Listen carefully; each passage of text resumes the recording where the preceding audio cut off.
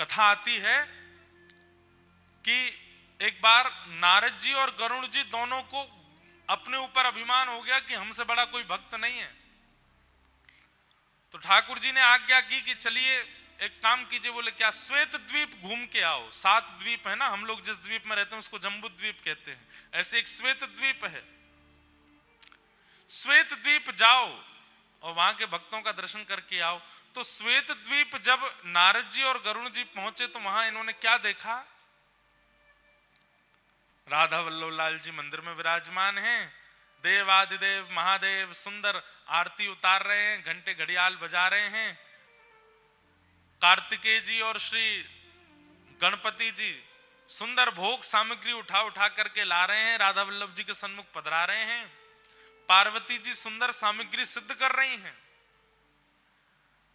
और लाखों की तादाद में वैष्णव खड़े होकर के राधा वल्लभ जी का दर्शन कर रहे हैं। महादेव मुख्य पुजारी बन करके राधा वल्लभ जी की सेवा कर रहे हैं श्वेत द्वीप में। दूर खड़े होकर के नारद जी और गरुड़ जी इसका दर्शन कर रहे थे। जैसे ही आरती पूरी हुई, आरती के बाद कपाट बंद हुए। कपाट बंद होते ही जितने दर्शनार्थी थे सब मूर्छित होकर गिर पड़े। केवल 2 खड़े रह गए। कौन? नारद जी और गरुड़ जी। अब ये दोनों एक दूसरे को चेहरा देखें, ये क्या हुआ? ये सब एक साथ मूर्छित हो गए।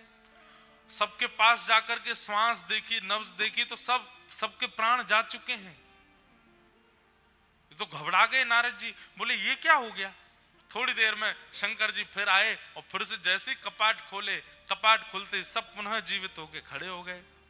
नारद जी ने जाके शंकर जी को प्रणाम करके कहा, भगवान ये कैसी लीला? बोले भैया किसी के प्राण अन्न में बसते हैं, किसी के धन में बसते हैं, किसी की वायु में बसते हैं, किसी के जल में बसते हैं। श्वेत द्वीप के दर्शनार्थियों के प्राण राधा वल्लभ जी में बसते हैं। जब राधा वल्लभ जी सामने होते हैं तो ये जीवित रहते हैं और जैसे ही राधा वल्लभ जी के दर्शन अनवसर होते हैं इनके प्राण निकल जाते हैं। तब नारद जी का अभिमान भंग हुआ कि मैं भक्त हूं। भैया ठाकुर जी को देखे बगैर मैं तो खूब जीवित रह लेता हूं, मैं कैसा भक्त? भक्त तो ये हैं जो ठाकुर जी को देखे बिना एक क्षण रह ही नहीं पाते, जीवित ही नहीं रहते। वो महादेव की सेवा के ठाकुर जी राधा वल्लभ जी, जब आत्मदेव ब्राह्मण ने कहा अपनी हृदय की सबसे प्रिय वस्तु दो, तब महादेव राधा वल्लभ जी को ला करके आत्मदेव ब्राह्मण को दिया और चित्तावल ग्राम में आत्मदेव उन्हीं राधा वल्लभ जी की सेवा करते। आज जैसे ही हितरवंश महाप्रभु वहां पहुंचे, ठाकुर जी को जैसे ही देखा, ठाकुर जी ने अपने नैन मटकाने शुरू किए। मूर्तिमंत ठाकुर जी ऐसे ही रहते हैं, लेकिन हितरवंश महाप्रभु के आते ही उन्होंने अपने नेत्रों को ऐसे ऐसे घुमाया। अरे ये तो बड़े प्यारे ठाकुर जी हैं, नैन मटका रहे हैं मुझे देख के। जय जय कछु आज्ञा है। ठाकुर जी ने तुरंत हृदय में प्रकट होकर के आज्ञा करी, आप मेरे वंशी के स्वरूप हो। ये आत्मदेव जी हमको शंकर जी से ले तो आए अपने पास, पर हमारी इच्छा है कि अब हम वृंदावन में विराजमान हों। इसीलिए हमने आपका घर छुड़वा करके आपको वृंदावन जाने की आज्ञा करी और रास्ता में आप भटकते हमारे पास ही आए। अकेले मत जाओ, हमको लेकर के जाओ वृंदावन। अब सुनिए बात आगे तो सुनिए ठाकुर जी कैसी लीला करते हैं। तो हितरवंश महाप्रभु बोले चलेंगे आप वृंदावन? बोले हाँ हम तो तैयार बैठे हैं। बोले ये हमारे सेवक हैं पास में, अभी आएंगे बाहर निकल के, आत्मदेव, इनसे हमको मांग लेना।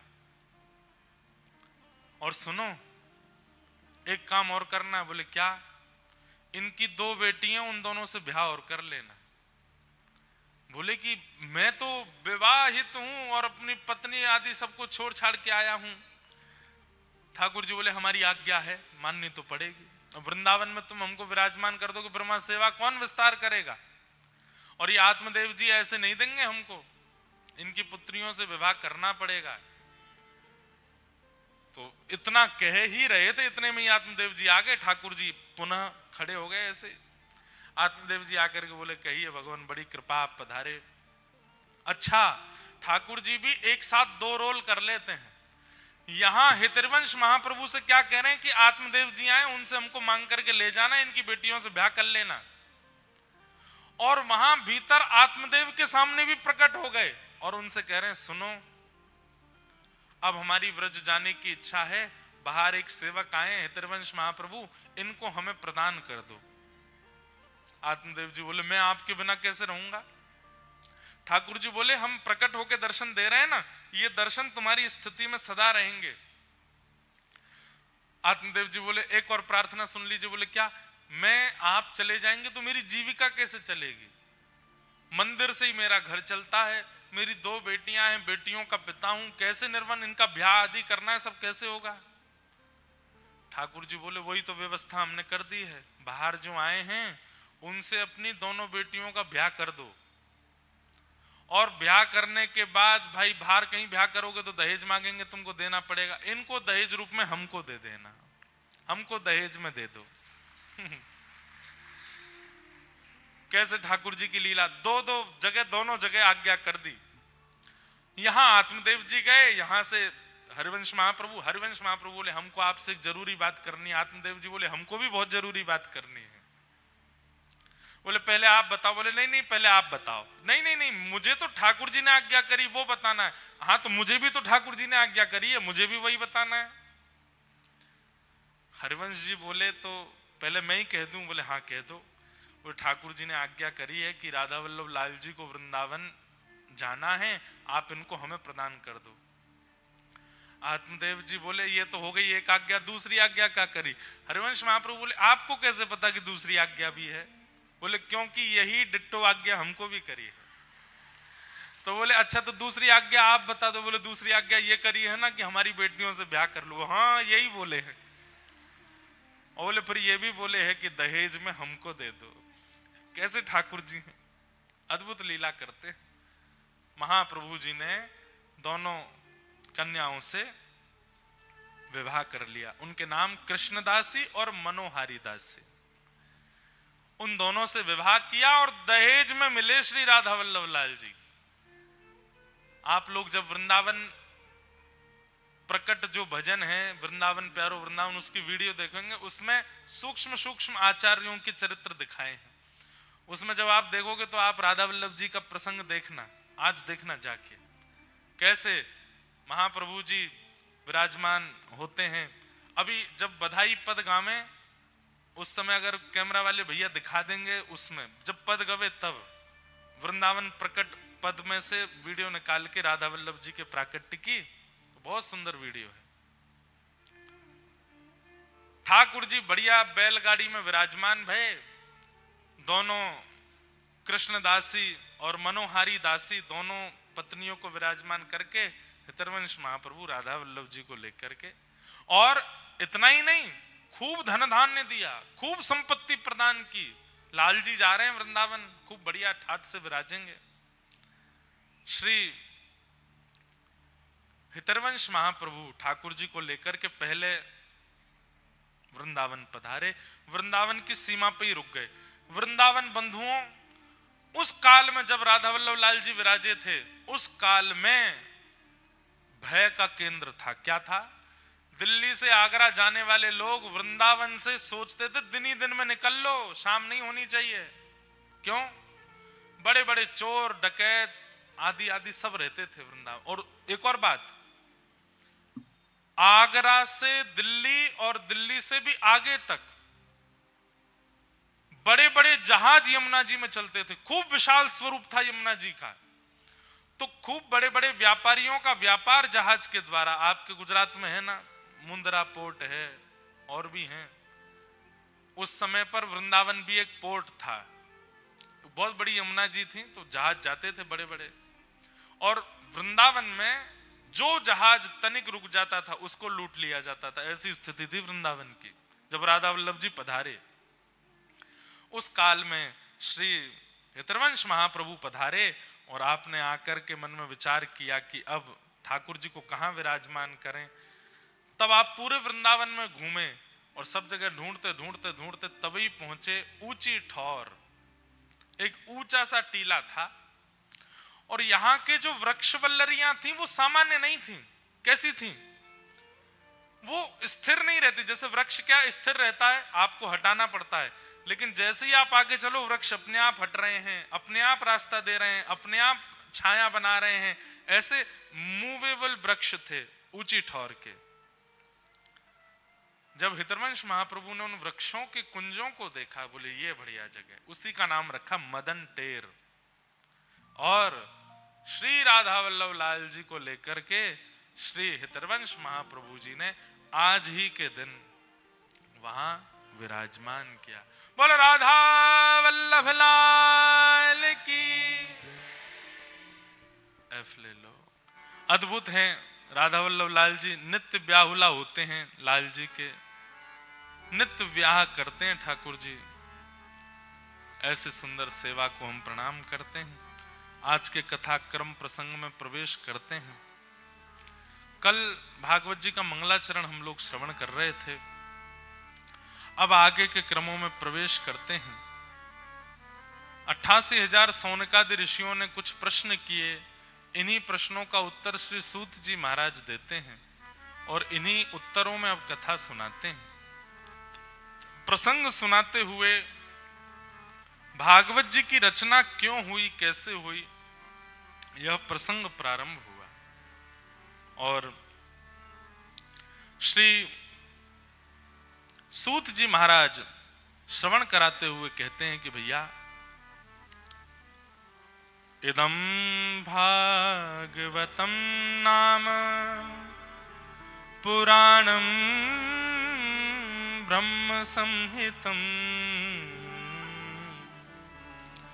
उत्तम श्लोक चरितं चकार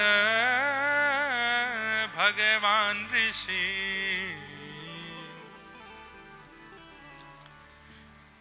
किसी भी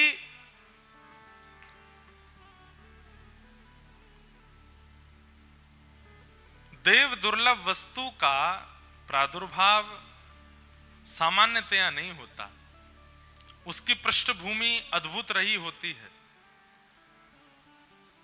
वेदव्यास जी महाराज अब तक 18 उपपुराण और 17 महापुराण लिख चुके हैं, वेदों की रचना कर चुके हैं, महाभारत के निर्माण कर चुके हैं, मीमांसाओं का प्रादुर्भाव कर चुके हैं। पर इतना सब कुछ किस लिए लिख रहे हैं? मानवों के कल्याण के लिए। पर इतना सब कुछ लिखने के बाद भी चित्त को शांति नहीं मिली। क्यों नहीं मिली शांति? जब मानव कल्याण में इतना कुछ कर चुके हैं तो थोड़ा तो संतोष चित्त में होना चाहिए कि मैंने कुछ भला किया। लेकिन व्यास जी के चित्त को एक बात सदा परेशान करती रहती है कि मैंने जितनी रचनाएं कर ली, इनसे संभवतः मानव कल्याण नहीं हो पाएगा, उतना नहीं हो पाएगा जितना मैं सोच के बैठा हूं। रचनाकार को पता होता है कि मेरी रचना में कितनी सामर्थ्य है और कितनी योग्यता है। अगर किसी ने कुछ बनाया और आप उसकी झूठी प्रशंसा करने लगते हैं तो उसको पता चल जाता है कि इतने बढ़िया हैं नहीं, जबरदस्ती बोल रहे हैं। क्योंकि निर्माणकर्ता को पता होता है कि जो वस्तु बनी है वो उसकी इच्छा, योजना और परिकल्पना पर खरी उतरती है कि नहीं। वेदव्यास जी महाराज को अपनी रचनाओं से ठीक है आनंद था, प्रसन्नता है, पर जो चित्त में संतुष्टि होनी चाहिए थी वैसा संतोष अभी प्रादुर्भाव नहीं हुआ। तब वहां श्री नारद जी का आगमन हुआ और नारद जी महाराज ने आकर के व्यास जी से कहा, आपके मुख पर बड़ी चिंता है। यहां जो लोग हैं उनसे बोल दो कि बोले नहीं। नारद जी महाराज ने व्यास जी से कहा कि व्यास जी, आपके मुख पर इतनी चिंता का दर्शन क्यों? एक बात आप सब लोग बहुत ध्यान से सुनो। मैं हमेशा इस प्रसंग में एक बात कहता हूं कि व्यक्ति किसी भी योजना में लगा है और अगर उसे संतुष्टि नहीं होती है तो उसे क्या करना चाहिए, इस प्रसंग में जरूर सुनिए। आप करोड़ों रुपया कमाते हैं, आप खूब मेहनत करते हैं, दिन से रात तक लगे रहते हैं, लेकिन सब कुछ प्राप्त हो जाने के बाद भी घर है, बंगला है, बच्चे हैं, गाड़ी है, सब कुछ है, पर संतुष्टि नहीं है चित्त में। जरूरी नहीं है धनवान व्यक्ति को ही हम ये बात कह रहे हैं। दूसरे ज्ञानवान व्यक्ति खूब पढ़ लिख लिए, सब कुछ नॉलेज, सारी नॉलेज चित्त में आ गई है, लेकिन फिर भी चित्त में संतोष नहीं है। महाराज जी गौ सेवा करते हैं, गौ सेवा में संतुष्टि नहीं हो पा रही। संतुष्टि के लिए क्या किया जाए? यहां पर नारद जी महाराज व्यास जी को समझा रहे हैं कि ऐसा क्या करें जिससे हमारे कार्य से हमको संतुष्टि का भाव हो। अच्छा, कई कार्य ऐसे हैं उनमें कभी संतुष्ट होना नहीं चाहिए, जैसे कि ठाकुर जी की भक्ति, उससे कभी संतुष्ट मत हो। भक्ति से कभी संतुष्ट नहीं होना चाहिए। जो व्यक्ति भक्ति से संतुष्ट हो गया, समझ लो उसने अपना जीवन व्यर्थ कर दिया उसी दिन जिस दिन उसको संतुष्ट हुआ। 7वें दिन कथा सुनने के बाद आपने अगर ये विचार कर लिया, वाह बढ़िया हो गया, अब हमने कथा सुन ली, तो समझ जाओ कि उसी दिन से आप अपना नाश करना प्रारंभ कर दोगे। संतुष्ट कथा से नहीं होना। कथा 7वें दिन तो यूं हो कि भगवान अब दोबारा कब मिलेगी सुनने को, अभी तो मन भरा ही नहीं, अभी तो कुछ प्राप्त हुआ ही नहीं, ऐसी इच्छा। सेवा, ठाकुर जी के कितना भी सुंदर श्रृंगार करो, कितना भी बढ़िया उत्सव करो, कितने भी बड़े उत्सव कर लो, लेकिन सब आपसे प्रशंसा करके जाएं, बहुत बढ़िया उत्सव किया, बहुत बढ़िया अनुष्ठान किया, लेकिन आपके चित्त को असंतुष्ट ही होना चाहिए। अभी कुछ हुआ नहीं, अभी और करना है, मुझे अभी और करना है। पर सांसारिक क्रियाओं से संतुष्टि होनी आवश्यक है।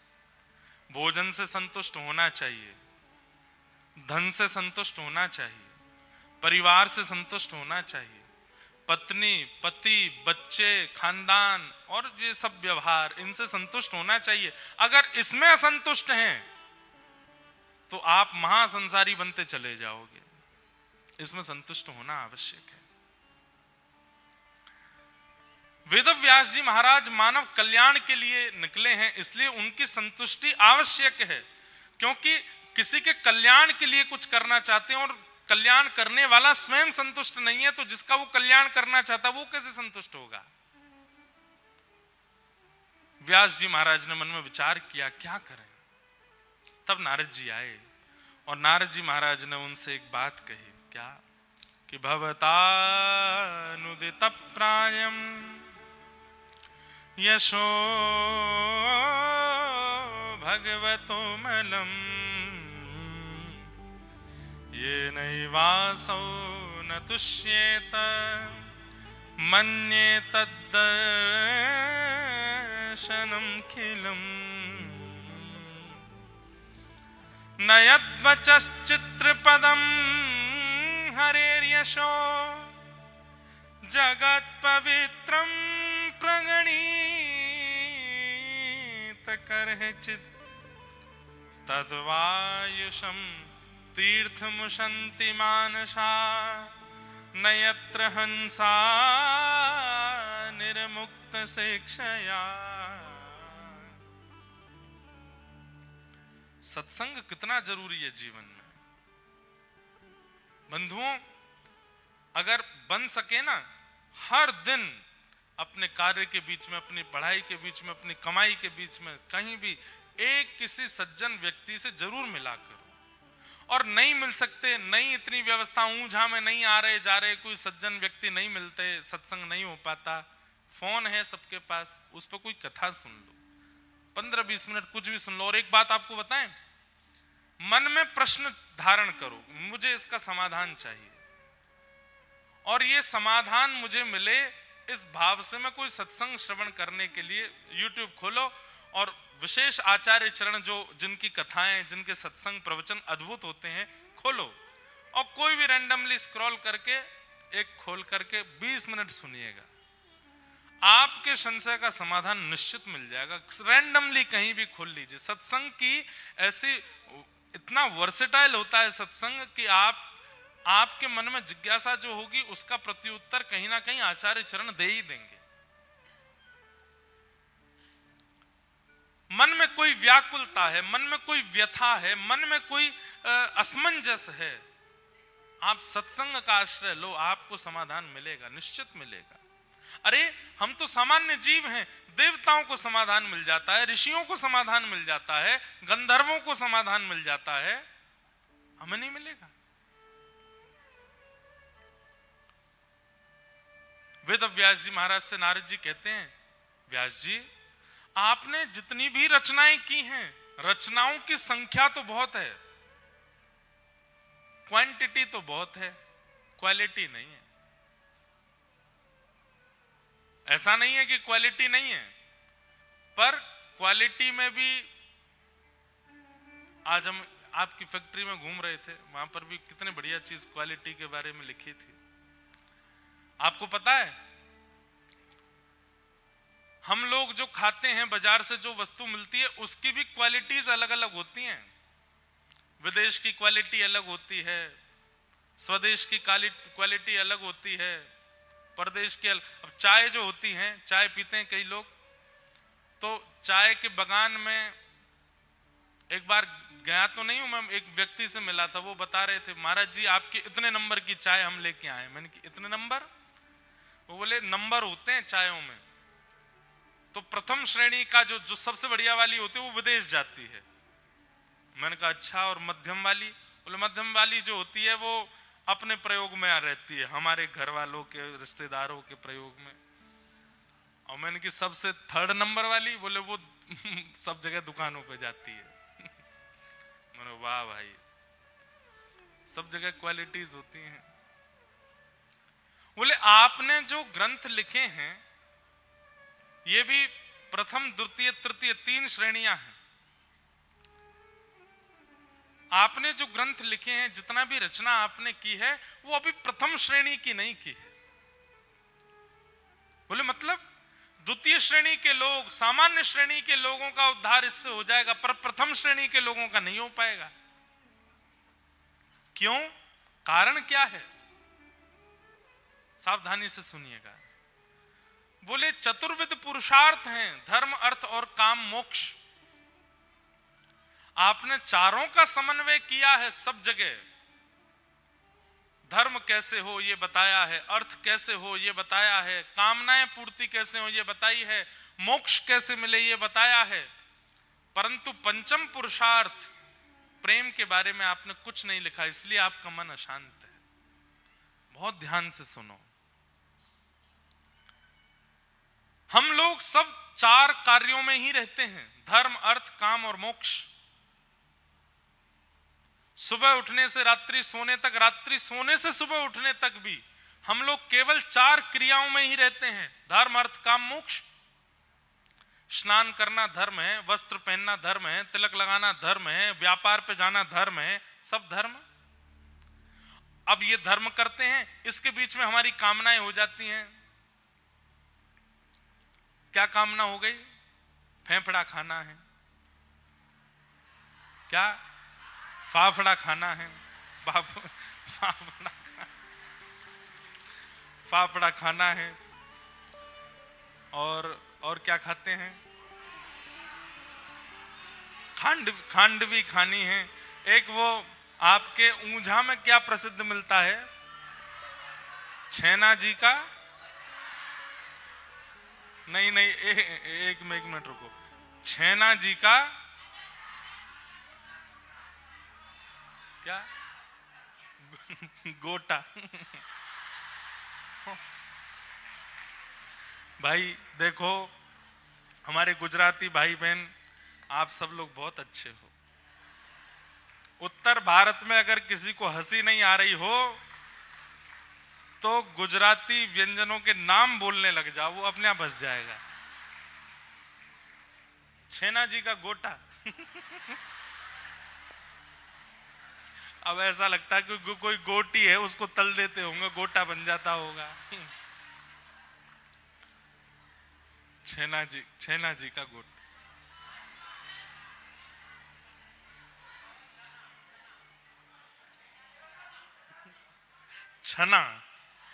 छना जी का गोटा।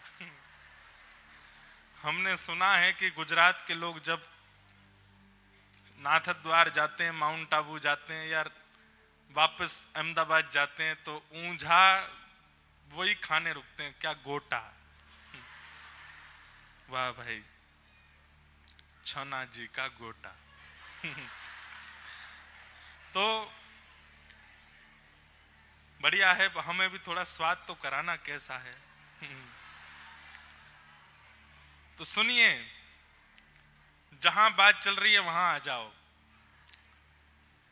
अभी तक तो पता था फाफड़ा, ढोकला, खांडवी, खमन, खमन होता है, और है वो, अरे सब पता है। अब तो गोटा आ गया नया, बढ़िया है, थेपला, वाह। मन हो रहा है कि कथा विश्राम करके प्रसाद ही पालें, बढ़िया आज। तो धर्म हम सब करते हैं, अपने कार्यों के लिए जाते हैं, कोई बिजनेस करता है, कोई जॉब करता है, कोई मंदिर में बैठते हैं, पुजारी जी बनते हैं, कोई हस्तरेखा देखता है, एस्ट्रोलॉजर हैं, कोई प्लेन उड़ाता है, कोई रेल चलाता है, कोई गाड़ी चलाता है, सब धर्म कर रहे हैं। हमारा जीवन का प्रथम मूल्य, आप देखेंगे इन चारों से बाहर जाते ही नहीं हम, सबसे पहला धर्म, इसके बीच में अर्थ।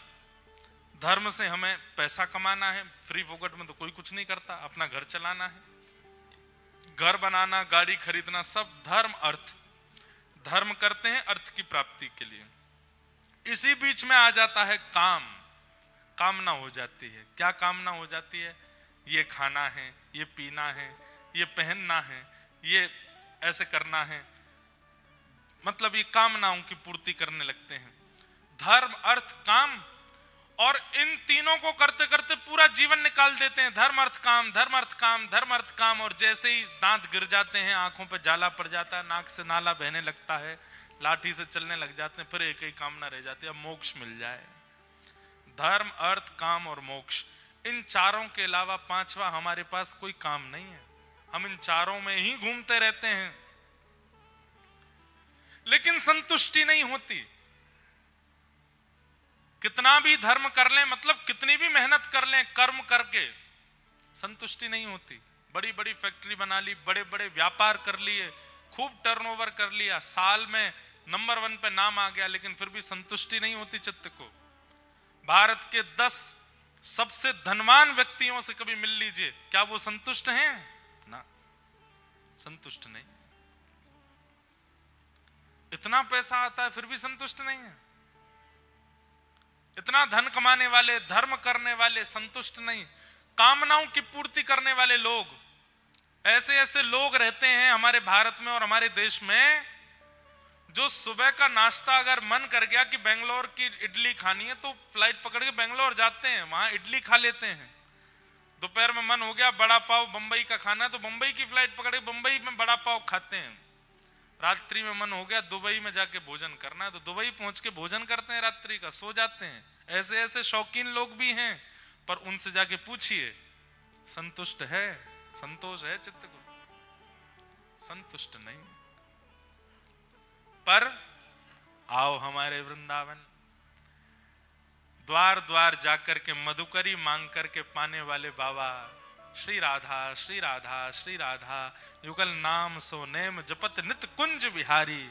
कुंज बिहारी श्री हरदास नाम जप करवे वाले बाबान से कहो, बाबा रूखी रोटी पाओ, छिलका वाली दाल से भोजन करो, कभी कछु कभी कछु, नाम ले चंदन लगाओ, रज में लोटे रहो, संतुष्ट हो। बोले हम ते बड़ो संतुष्ट कोई नहीं, हमसे बड़ो आनंद में कोई नहीं, हम ते ज्यादा सुखी कोई नहीं, हम ते ज्यादा प्रसन्न कोई नहीं,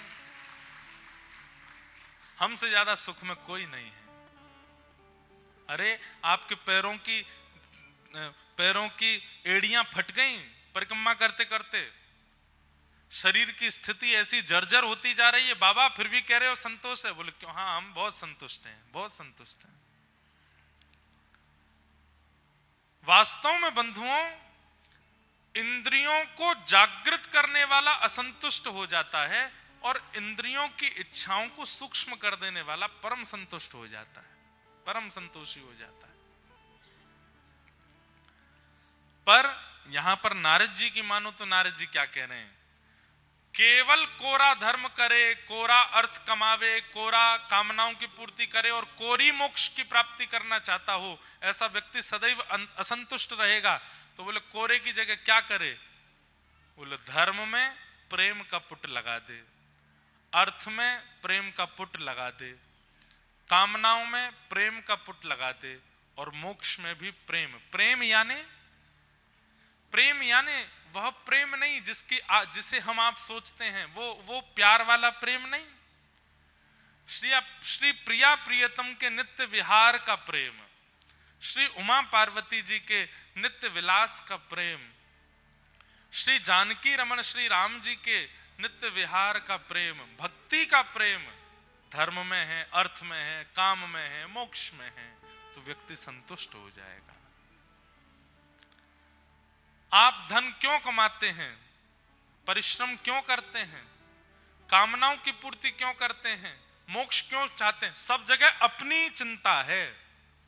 मुझे धन कमाना है, मुझे अपनी कामनाओं की पूर्ति करनी है, मुझे अपने आप को मोक्ष दिलाना है, इसलिए आप असंतुष्ट रहते हैं। सब जगह पर केवल ठाकुर जी विराजमान हो जाएं। धन क्यों कमाना है?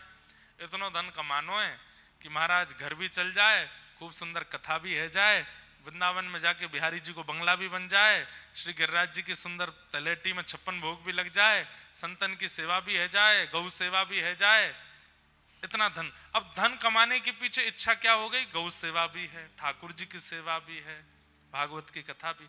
अब कई बालक युवा आते हैं कथाओं में, आप सत्य मानेंगे, आप विश्वास नहीं मानेंगे, कितने बालक तो इसलिए मेहनत करके पढ़ रहे हैं कि हम कुछ बन जाएं तो हम अपने नगर में कथा कराएंगे, हम अपने नगर में श्री गिरधर लाल जी का उत्सव करेंगे।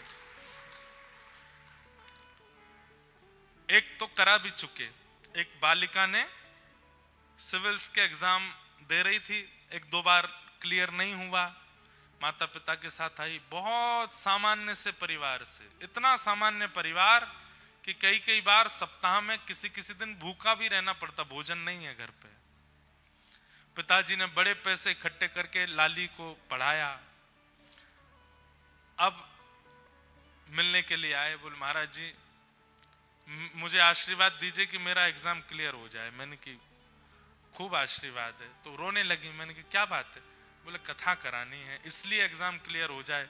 मेरी जो सैलरी 1 साल की आएगी उससे मैं कथा कराऊंगी, ऐसी कथा कराऊंगी पूरा नगर आवे, सबको प्रसाद की व्यवस्था, सब संतों के लिए व्यवस्था। मैंने कि अब तो तुम ये बात लालजी सो, गौ माता सो, संत जनों से निवेदन करके बोल दो, वृंदावन को प्रणाम करते हुए व्रज से ये बात पक्की कह करके जाओ कि आप हमारे एग्जाम क्लियर करा दो, हम वृंदावन की खूब सेवा करेंगे, खूब संतों की सेवा करेंगे, खूब बढ़िया कथा कराएंगे। पास भी हो गई अच्छे नंबरों से, साल भर की जितनी कमाई हुई, खूब ऊंचे पदवी पर, जब खूब अच्छी कमाई हो गई, पिताजी का कर्जा बाद में चुकाया, पहले कथा कराई, कथा करा करके सबको आनंदित किया। अब पिताजी का जो कर्जा था, जो स्टडी लोन लिया, वो सब चुकाया।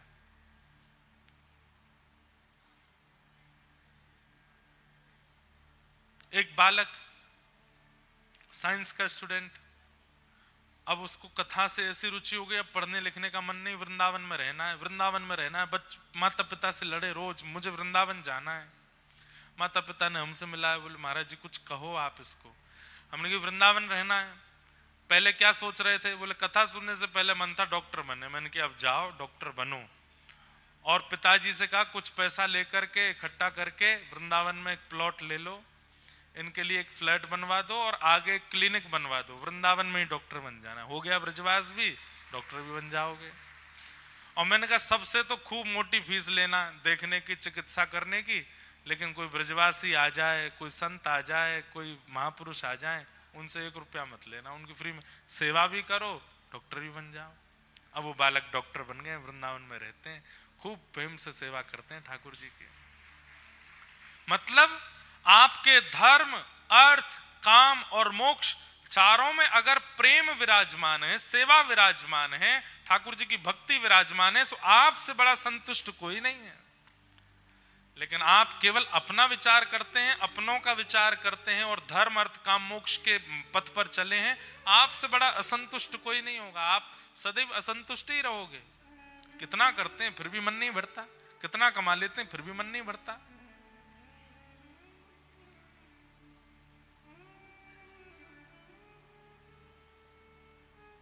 इसलिए अपनी प्रत्येक क्रिया में अब ठाकुर जी को विराजमान कर लो।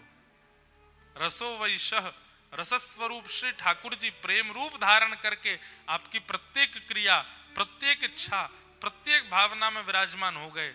आपसे बड़ा संतुष्ट कोई नहीं, बहुत संतोष होगा।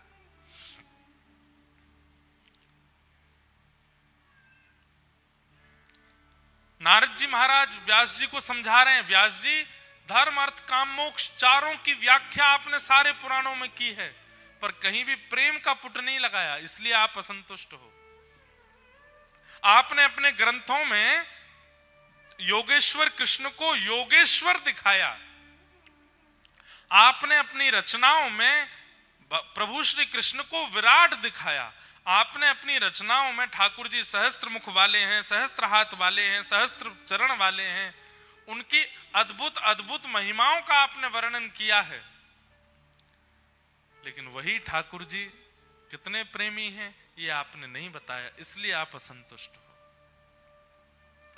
आपने उनके वैभव का प्रकाश कर दिया, आपने उनके प्रभाव का प्रकाश कर दिया, उनके स्वभाव का प्रकाश नहीं किया है, इसलिए आप असंतुष्ट हो। किसी भी ग्रंथ में आपने ये वर्णन किया कि व्रज में ठाकुर जी कैसी लीला करते हैं, गोपियों के साथ कैसा विहार करते हैं, अपने मधुमंगल श्रीदामा तनसुका मनसुका जैसे सखाओं के संग ठाकुर जी कैसी लीला करते हैं, आपने कहीं वर्णन किया नहीं, इसलिए आपका मन असंतुष्ट है। वही परमात्मा जिनकी भ्रगुटी टेढ़ी करने पर भूचाल आ जाता है, पृथ्वी डामाडोल हो जाती है,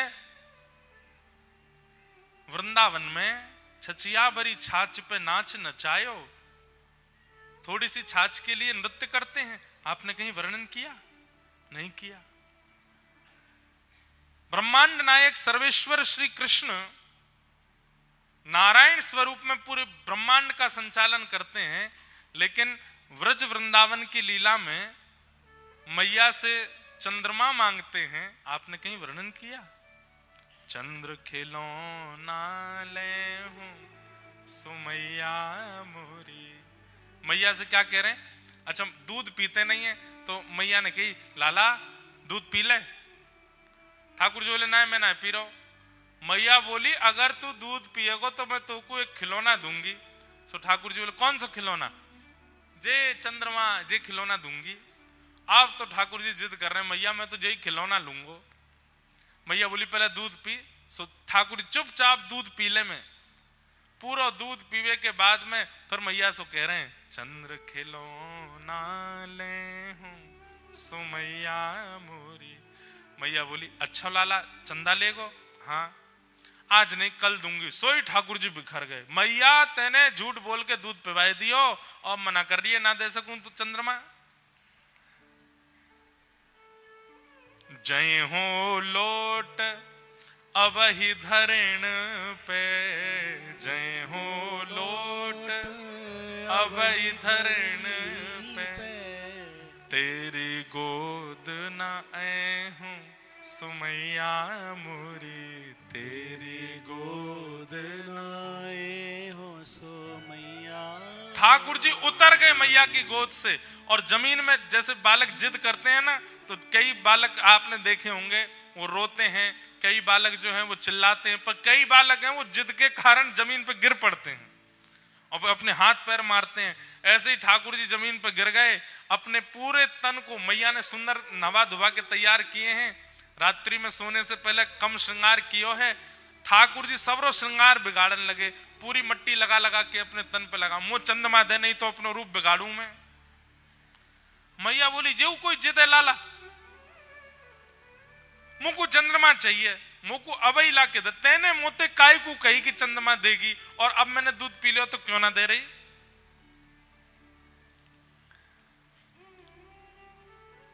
मैया बोली अच्छा लाला आ गयो चंद्रमा आ गयो। सो मैया ने कहा कि खिड़की पे एक परात रख दी, वहां में जल भर दियो, सो चंद्रमा को प्रतिबिंब आ गयो, चंद्रमा वहां में दिखन लगो। सो मैया ने गोद में लाल जी लिए, देखिए आ गो चंद्रमा। ठाकुर जी मैया जी हमारे कमरा में आ गो? बोले हाँ। अच्छा मैया जाए तो कह दे मेरे पास आ जाए। मैया बोली देख तू छेड़ा मत, भग जाएगा नहीं तो। ठाकुर जी नहीं छेड़ूंगा। देखते देखते देखते ठाकुर जी को क्या चंगाई, जोरते हाथ मारो, सोई पानी छलक गयो, चंद्रमा तो गायब। फिर से रोने लगे, मैया तुम मोको बावड़ो बनावे हैं या परात में जल भर के मोते यूं कह रही है चंद्रमा आएगो।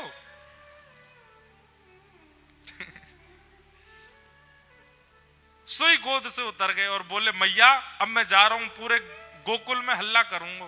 मैया बोली कहा हल्ला करेगो? हूं तो सुत में नंद बाबा को, हूं तो सुत में नंद बाबा, पर तेरो सुत ना कहे हूं सुमैया मोरी, तेरो सुत ना कहे। मैया मैं पूरे गोकुल में हल्ला कर दूंगा। कहा आज के बाद यदि मोते कोई ने यशोदा को लाला कही तो वापस गोबर फेंक के मारूंगा। मैं तो नंद बाबा को लाला हूं, तेरो लाला ना हूं मैया। बालक गुस्सा में कह दे मैं तो पापा का बेटा हूं, आपका नहीं हूं, ऐसे कह देते हैं। ऐसे ठाकुर जी कह रहे हैं, हूं तो सुत में नंद बाबा को, तेरो सुत ना कहे। जैसे ही ठाकुर जी ने कही कि मैं नंद बाबा को लाला हूं, तेरो लाला ना हूं, मैया को हृदय करुणा से भर गयो। मैया अरे मेरो लाला, इतकू आजा, इतकू आजा, मेरी सुन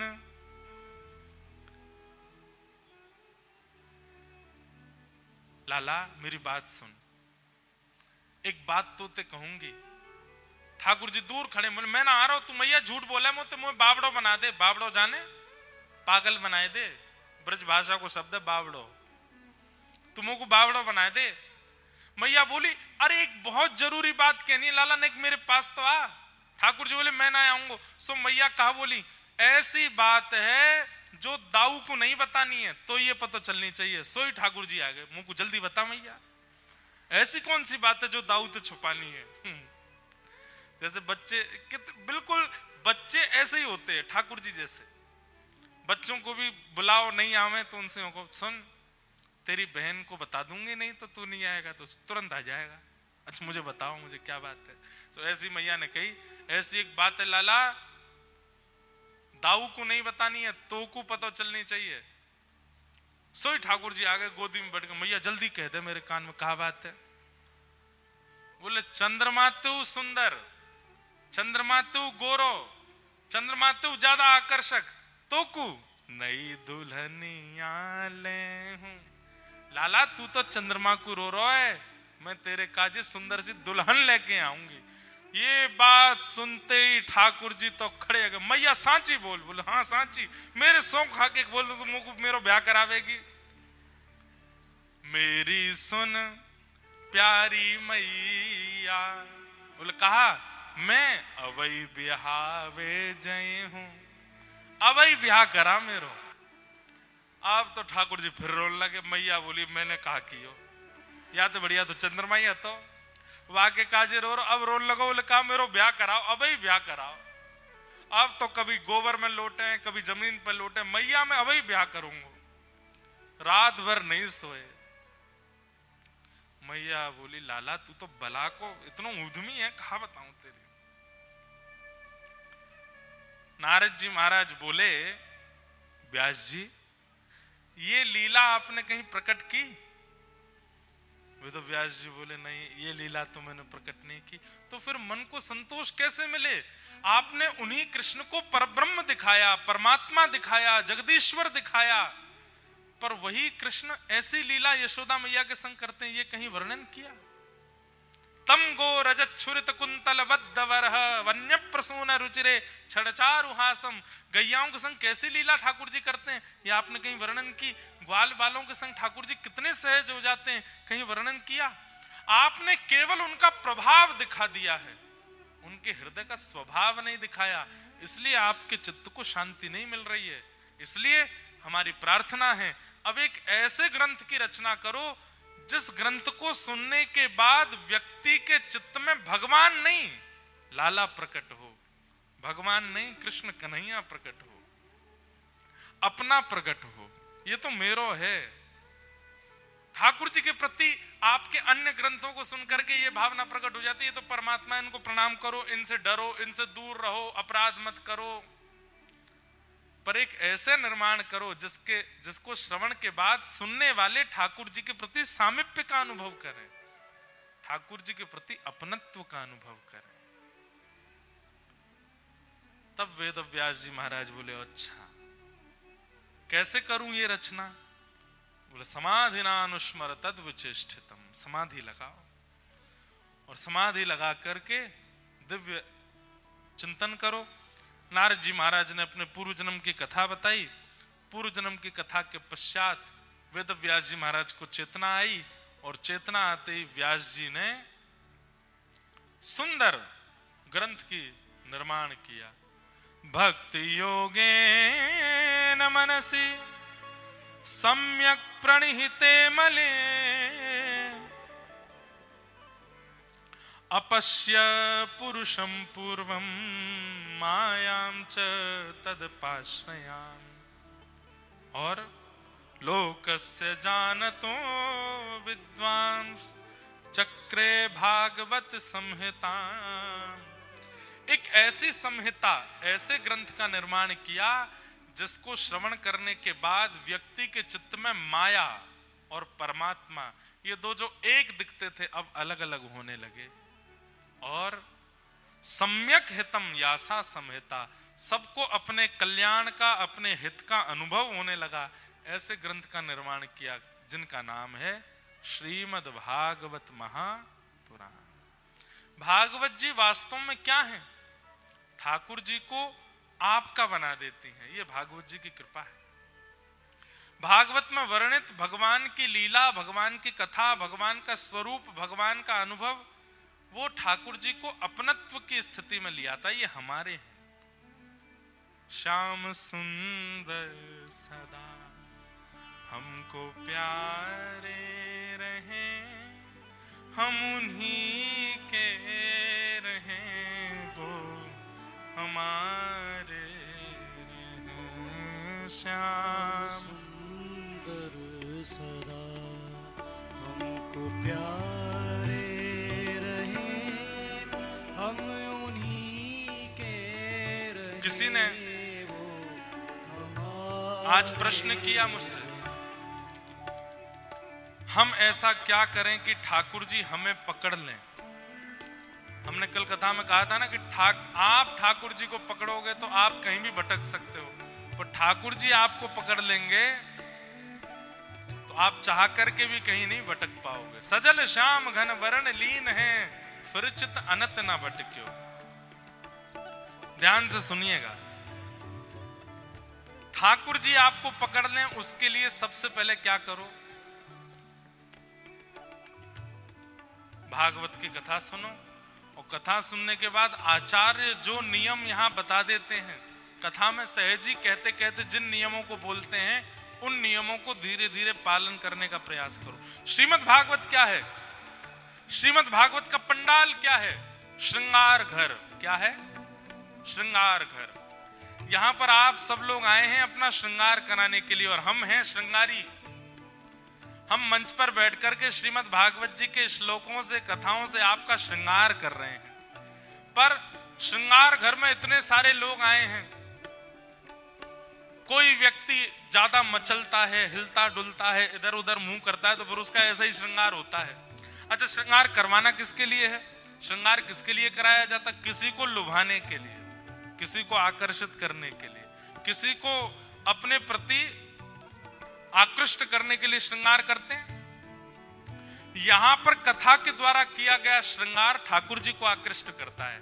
ये पीछे खड़े खड़े लाल जी यही देखते रहे कौन को कैसा श्रृंगार भयो, कौन के प्रति मुख को आकर्षण करनो है। जोशी जी की कथा सुनती थी बाई सा मीरा बाई, और कथा सुनकर के ऐसा श्रृंगार करती थी कि गिरधर लाल जी के नेत्रों को भाग गई, पकड़ लिया बाई सा।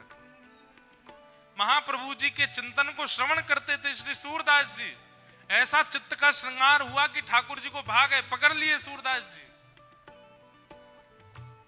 यहीं गुजरात में जूनागढ़ में बैठ करके महादेव के मंदिर में जाकर के कथा सुनते थे। नरसिंह मेहता अपनी दादी के साथ जाते थे, और जाकर के जब कथा श्रवण करते थे, कथा श्रवण करते करते ऐसा चित्त का श्रृंगार किया, पकड़ लिया श्री द्वारिकाधीश जी ने। सीधी बात, कथा श्रृंगार है। यहां बोले हुए प्रत्येक शब्द, प्रत्येक वचन श्रृंगार है। जो ध्यान पूर्वक बैठ करके अपना श्रृंगार करा लेता है उसके प्रति ठाकुर जी आकृष्ट हो जाते हैं, उसको पकड़ लेते हैं और फिर नहीं छोड़ते। लेकिन हम कैसे श्रृंगार कराते हैं? श्रृंगार कैसे कराया जाता है? ऐसे कराया जाता है, बिल्कुल हिलो डुलो नहीं। अब काजल लग रहा है और आप हिल गए तो क्या होगा? यूं फैल जाएगा। लालिमा लग रही है, हिल गए, क्या होगा? इधर उधर फैल जाएगी। हैं? ऐसे ही यहाँ श्रृंगार किया जा रहा है, पर आप कभी यहाँ, कभी यहाँ, कभी कुछ, कभी फोन पे, कभी रील में, कभी कहीं, इतना हिलते डुलते हैं। तो जब कथा पूरी होती है तब ठाकुर जी देखते हैं तो सबके, किसी के आंखन में फैलो भयो है, किसी के मुंह पे फैलो भयो, किसी को कचू फैलो भयो, किसी को यहाँ पे बाल बिखर रहे हैं, कोई को ठाकुर जी के अभी सजो नहीं ढंगते, कैसे पकड़ूं आंखों में? लेकिन जो ध्यान पूर्वक कथा के एक एक शब्द को अपने चित्त पर श्रृंगार के रूप में धारण करता है, ये रीझ जाते हैं और ये रीझते ही उसको पकड़ लेते हैं। और जैसे ही पकड़ते हैं फिर वो नहीं भाग पाता कहीं भी। इसलिए भैया ठाकुर जी को ऐसा क्या करें कि ठाकुर जी पकड़े? कथा रूपी श्रृंगार से अपना श्रृंगार कराओ, ठाकुर जी रीझ जाएंगे। लोकस्य जानतो विद्वांस चक्रे भागवत संहिताम। श्रीमद् भागवत जी संहिता है जो सबका हित करे। किस काल में हित करे, किस भाव में हित करे? कथा सुनने वाला, कथा कराने वाले की कमाई बहुत हो जाएगी, व्यापार बहुत अच्छा हो जाएगा, परिवार का मंगल होगा, ये सब बाद की बातें हैं। सबसे पहली बात कि कथा सुनने वाला व्यक्ति ठाकुर जी का हो जाएगा। यही सबसे बड़ा कल्याण है कि आप ठाकुर जी के हो गए। संबंध स्थापित करवाती है भागवत जी की कथा, इसलिए संहिता है। ऐसी भागवत जी संहिता का निर्माण हुआ। अब व्यास जी के चित्त में आया घर घर जन जन तक कैसे पहुंचाएं। तब अपने पुत्र श्री सुखदेव जी को भागवत जी प्रदान की और वही भागवत जी शुकाचार्य जी ने जाकर के परीक्षित को श्रवण कराए। परीक्षित जी महाराज, उन्हें 7 दिन में मरने का श्राप लगा। क्यों श्राप लगा यह प्रश्न किया तो महाभारत का थोड़ा अंश सुनाया गया। महाभारत का युद्ध अपने अंतिम पड़ाव पर था, तभी पांडव युद्ध जीत गए। दुर्योधन मरा तो नहीं पर हार करके रणभूमि पर पड़ा है। तब दुर्योधन ने गुरुपुत्र अश्वत्थामा को बुला करके निवेदन किया, अगर हम राज्य गद्दी पर नहीं बैठ पाएंगे हस्तिनापुर की, तो ये पांडव भी नहीं बैठने चाहिए। धर्म युद्ध तो करके देख लिया, अब अधर्म युद्ध कर दो।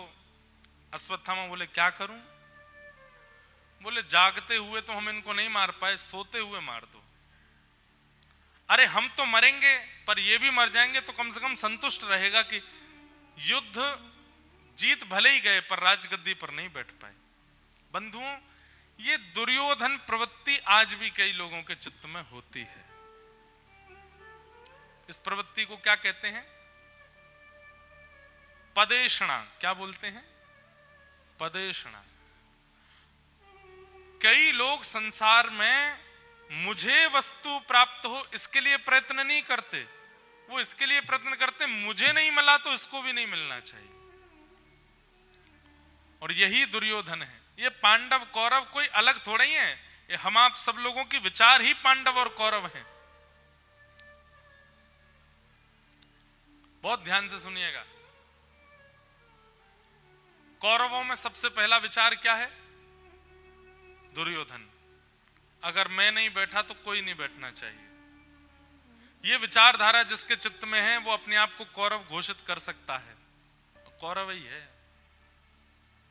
और उसके संसार रूपी महाभारत में पराजय निश्चित होगी, हारेगा। दूसरे कौरवों के पक्ष में कौन है? मुख्यों के नाम देख रहे हैं हम। धृतराष्ट्र। धृतराष्ट्र के पास क्या है? नेत्र नहीं है, दिखाई नहीं देता। देखने वाला कोई और है, कौन? संजय। मतलब ये लोग कौन से होते हैं?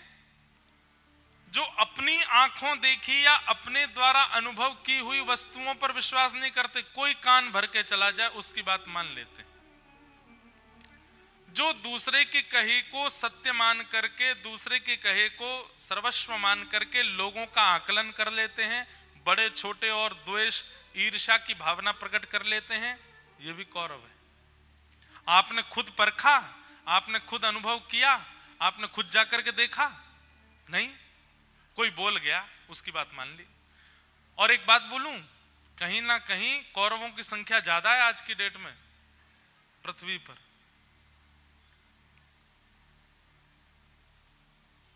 हम कथा करके जाते हैं, अब कथा में सब लोग तो नहीं मिल पाते, तो जो लोग नहीं मिल पाते वो लोग पीछे पीछे बातें बनाते रहते हैं।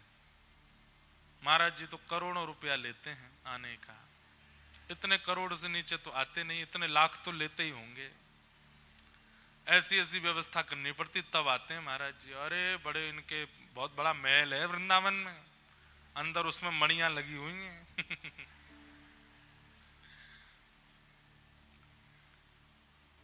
और कई लोग उसमें सत्य भी मान लेते हैं।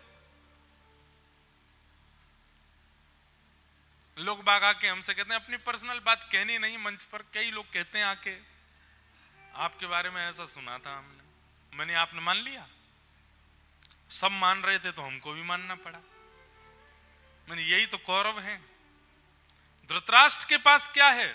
नेत्र नहीं है, स्वयं नहीं देखता है, संजय देख करके बताता है और जैसा बता देता है उसको वो मान लेते।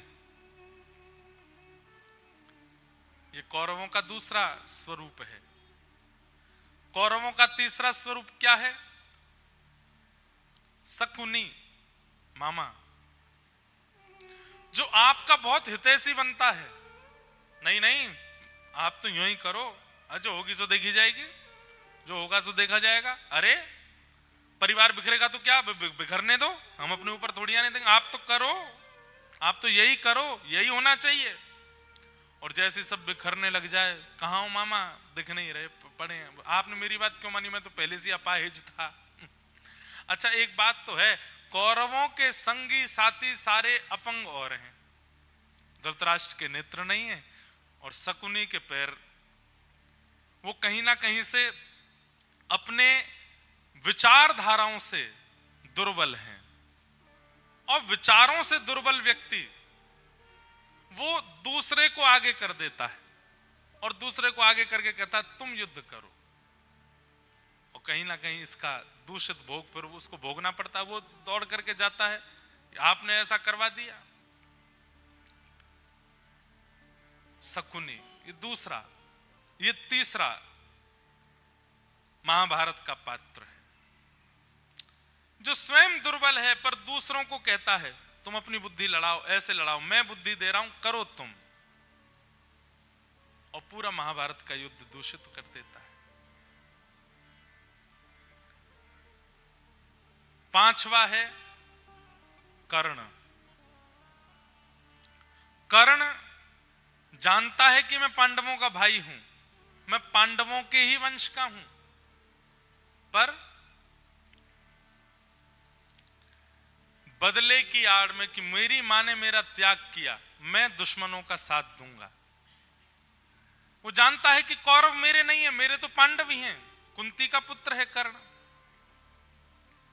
पर कौरवों के पक्ष में किस लिए है कि इन लोगों ने मुझे अस्वीकार किया है, इन लोगों ने मेरे साथ बचपन से बुरा बुरा किया है, अब मैं इनको इनके ही विरोधियों के साथ लड़ करके इनको नाश करूंगा।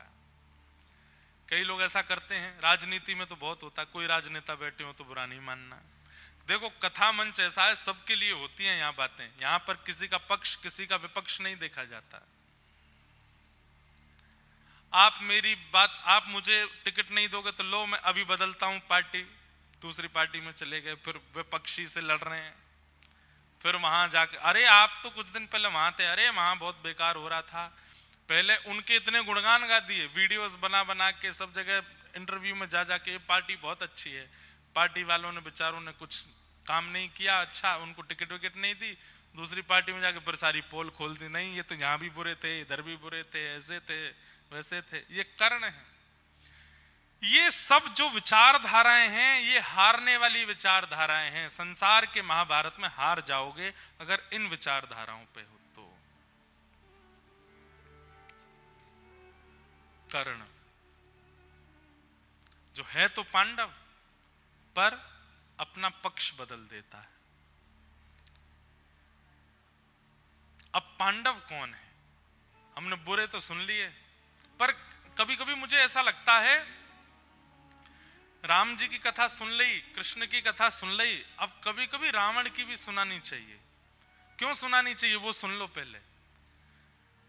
कि रावण के जो व्यवहार विचार हैं उनको जब बताया जाएगा तो व्यक्ति को मानो जैसे शीशा दिखाया जाएगा, भाई देखो अगर ये तुम में तो तुम भी रावण हो।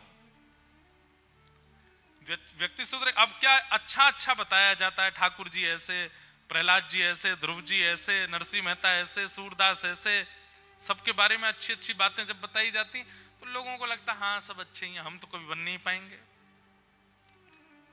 पर जब दूषित लोगों के गुण बताए जाएंगे तो कहीं ना कहीं व्यक्ति को अपने ऊपर ऐसा लगेगा यार ये जो लक्षण बताया गया ये तो मुझ में है, तो मुझे इस पर काम करना चाहिए, दूषित लक्षण। कौरवों के तो कुछ अंश हमने सुने, पर अब पांडवों के सुनो। युधिष्ठिर, भीम, अर्जुन, नकुल और सहदेव, 5। युधिष्ठिर का स्वरूप है धर्म, भीम का स्वरूप है बल, अर्जुन का स्वरूप है आत्मा, नकुल का स्वरूप है बुद्धि और सहदेव का स्वरूप है सुंदरता। ये 5 लक्षण हमारे अंदर हैं। कौन कौन से? धर्म, बल, आत्मा, बुद्धि और स्वरूप, सुंदरता। इन 5 में से एक भी अगर हमारे पास है तो हम पांडव हैं। अगर हमारे जीवन में धर्म है तो हम युधिष्ठिर हैं। हम में बल है, चाहे वो शारीरिक बल हो, चाहे वो धन का बल हो, चाहे वो बौद्धिक बल हो, किसी भी प्रकार का बल। बल का मतलब क्या होता है? जो किसी भी रुकावट को परास्त कर सके वो बलवान माना जाता है। आपके पास कोई भी बल है तो आप भीम हो। आपकी आत्मा शुद्ध है, सबको प्रिय लगने वाली है, तो आप अर्जुन हो। और अर्जुन का एक अर्थ और है, क्या? अर्जनात अर्जुन, जो बहुत अर्जन करता है, संग्रह करता है, उसको अर्जुन कहते हैं। जो सबको अपने अंदर समाहित करना चाहता है उसको अर्जुन कहते हैं। तो संग्रह करने की स्थिति अगर आपके चित्त में तो आप अर्जुन हो। ज्ञान संग्रह, ध्यान संग्रह, भक्ति संग्रह, संग्रह करना। जैसे हम वक्तागण जितने भी व्यासपीठ पे बैठते हैं हम लगभग अर्जुन हैं। क्यों? अर्जन करते हैं, अर्जन करते हैं, जहां जाते हैं वहां से अर्जन करते हैं, कुछ ना कुछ लेते रहते हैं। महाराज जी से कुछ लिया, व्यास जी से कुछ लिया, गुरुजनों से कुछ लिया, श्रोताओं से कुछ लिया, सबसे कुछ ना कुछ लेते हैं और फिर व्यासपीठ से सबको परोस देते हैं। हम अर्जुन हैं। तो कौन कौन हो गए? युधिष्ठिर यानी कि धर्म, भीम यानी कि बल, और आत्मा यानी कि अर्जुन या फिर अर्जन करने वाला अर्जुन, और चौथा है बुद्धिमान, अपनी बुद्धि से परम प्रवीण। वो कौन है? नकुल, बुद्धिमान है। घर वाले सोच रहे हैं अरे भाई अब वहां जाना है, कैसे जाएंगे? तुरंत युक्ति बता दे, यहां से ऐसे ट्रेन पकड़ेंगे, वहां से ऐसे फ्लाइट पकड़ेंगे, ऐसे करके पहुंच जाएंगे। अरे अरे ये काम करना है, कैसे होगा? तुरंत योजना बना करके दे दे, अरे ऐसे होगा, वहां से उनको बुलाएंगे, ऐसे काम आपका हो जाएगा। अरे कथा कैसे होगी? ऐसे ऐसे हो जाएगी। तुरंत बुद्धि के प्रवीण जो 2 मिनट में समाधान करके सबके हर घर में एक ऐसा व्यक्ति होता है। कोई योजना बनानी होती उसी को बुलाते, भाई तुम आओ, आएगा। हाँ क्या बात है? ऐसे ऐसे बेटी का ब्याह करना है, कैसे करें, क्या व्यवस्था करें? इसमें क्या है? वहां जमीन ले लेंगे, उधर होटल बुक कर देंगे, वहां से भोजन वाले हो जाएगा ब्याह, तुम देख लो, सब हम कर देंगे, अभी बताइए सबको बुला दूं। तो ऐसे लोग कौन है? नकुल हैं। बुद्धि के बड़े प्रवीण होते हैं और व्यवस्था करने में चंद सेकंड लगाते हैं बस। और अंतिम आते हैं सहदेव। और इस सहदेव का क्या स्वरूप है? सुंदर होते हैं, देखने में आकर्षक लगते हैं। इनका रूप सुंदर होता है, आंख सुंदर, नाक सुंदर, बोली सुंदर, कान सुंदर, बाल सुंदर, चाल सुंदर, किसी भी रूप में आकर्षण है इनके पास, ये सहदेव है। अब ये 5 गुण हैं, इनमें से एक भी हमारे पास है तो हम पांडव हैं। पर इसमें एक प्रश्न चिन्ह है, तो मतलब ये 5 कौरवों के पास नहीं है? कौरवों के पास धर्म नहीं है, तो फिर भीष्म पितामह कौन है? धर्म भी है। कौरवों के पास बल नहीं है, कर्ण के बल को आप सामान्य समझते हो? प्रसिद्ध कथा है, सबने सुनी होगी कि जब अर्जुन बाण छोड़ता था तो कर्ण का रथ 10 हाथ पीछे जाता था, और जब कर्ण बाण छोड़ता था तो अर्जुन का रथ जरा सा खिसकता था, ठाकुर जी ताली बजाते थे, वाह वाह वाह, मान गया कर्ण के बल को। तो अर्जुन बोला, मैं बाण मारता हूं 10 हाथ पीछे खिसकता, आप ताली नहीं बजाते, और वो मारता है जरा सा खिसकता, आप इतने आनंदित हो जाते हो। तो ठाकुर जी बोले, तुम केवल कर्ण के रथ को खिसका रहे हो, पर कर्ण, तुम बैठे हो अर्जुन इस रथ पर, ऊपर पतित पावन हनुमान जी महाराज बैठे हैं, और त्रिलोक का भार लेकर के जगत नायक श्री कृष्ण बैठे हैं जिस रथ पर, उसको इतना खिसकाना बहुत बड़ी बात है। मैं जिस रथ पर बैठा हूं उसको खिसकाना ही बहुत बड़ी बात है। कर्ण के बल को मैं सामान्य नहीं समझता। तो आप ये नहीं कह सकते कि ये 5 गुण कौरवों में नहीं है, उनके पास भी है। तो फिर पांडवों को विशेष कौन बनाता है?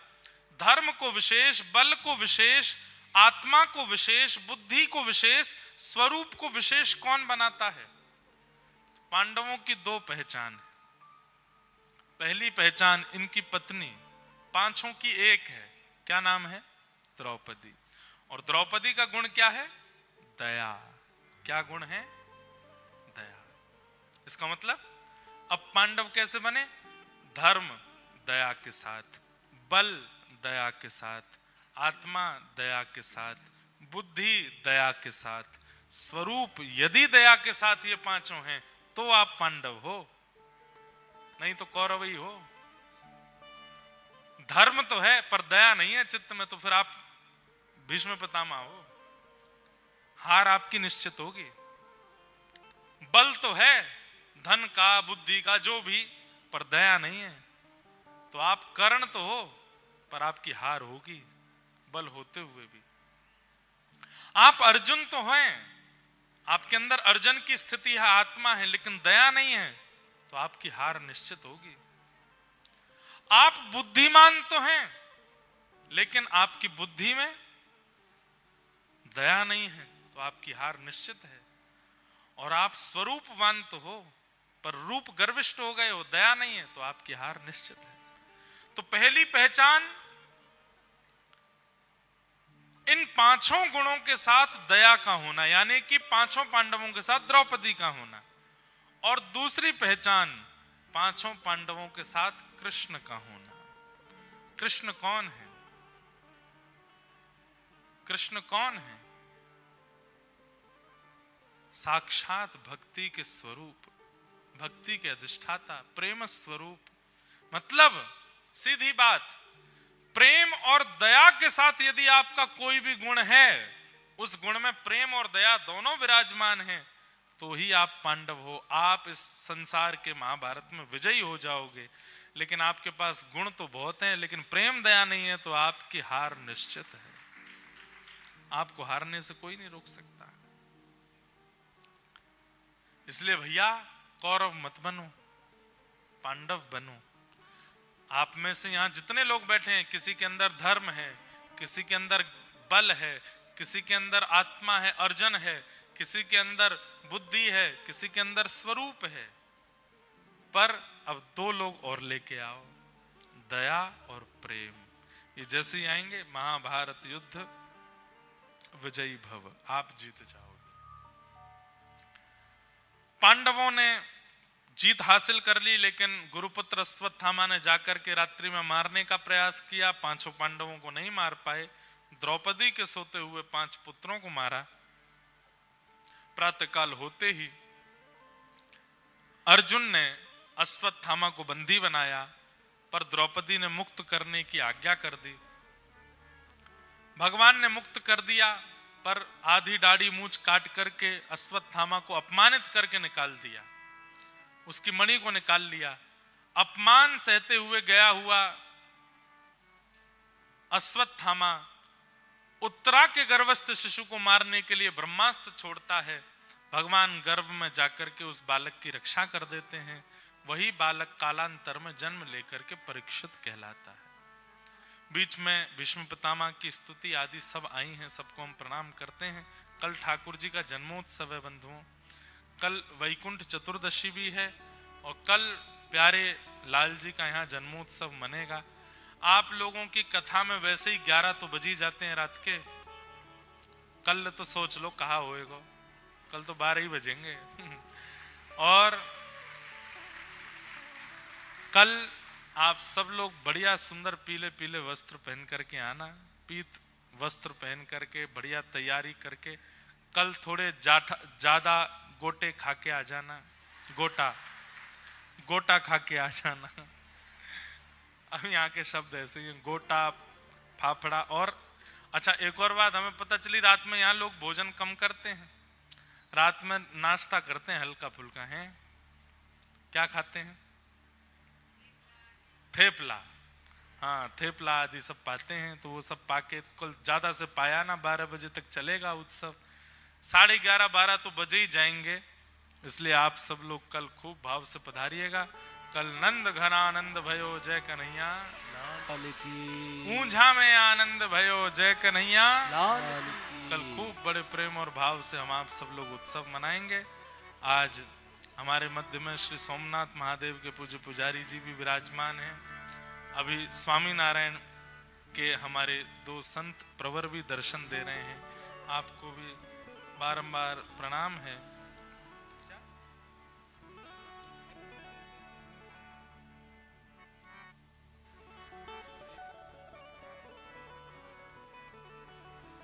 श्री बिलिया स्वामी नारायण मंदिर से श्री चंद्र प्रकाश स्वामी जी और श्री वामन स्वामी जी भी आज पधारे हैं, आपको भी बारंबार वंदन, बारंबार प्रणाम। और श्री हमारे बरसाना ते कौशल गोस्वामी जी आए हैं, उनको भी बहुत बहुत अभिनंदन। भैया ब्रजवासी पधारे हैं और मुझको बताई कि पहली बार ही ब्रज से बाहर कहीं पधारे हैं। आप आचार्य चरणों से भी प्रार्थना, आप भी मंच पर आ जाएं, हमारे गोस्वामी जी भी आ जाएं और व्यासपीठ से कछु प्रसाद ग्रहण कर लें। आप सब लोग कल खूब बड़े प्रेम और भाव से आइएगा। कल कुछ दीक्षा क्रम सुबह होने हैं, वो दीक्षा क्रम वालों को समय आदि, एड्रेस आदि सब बता दिया गया होगा। आप लोग समय से वहाँ पहुँच जाइएगा और कल वहाँ दीक्षा क्रम होगा, प्रेम से सब लोग आइएगा। बोलो वृंदावन बिहारी लाल की जय, द्वारिकाधीश की जय, गिरिराज धरण की जय, श्याम सुंदर श्री यमुने महारानी की जय। जय श्री राधे, जय जय श्री राधे, जय जय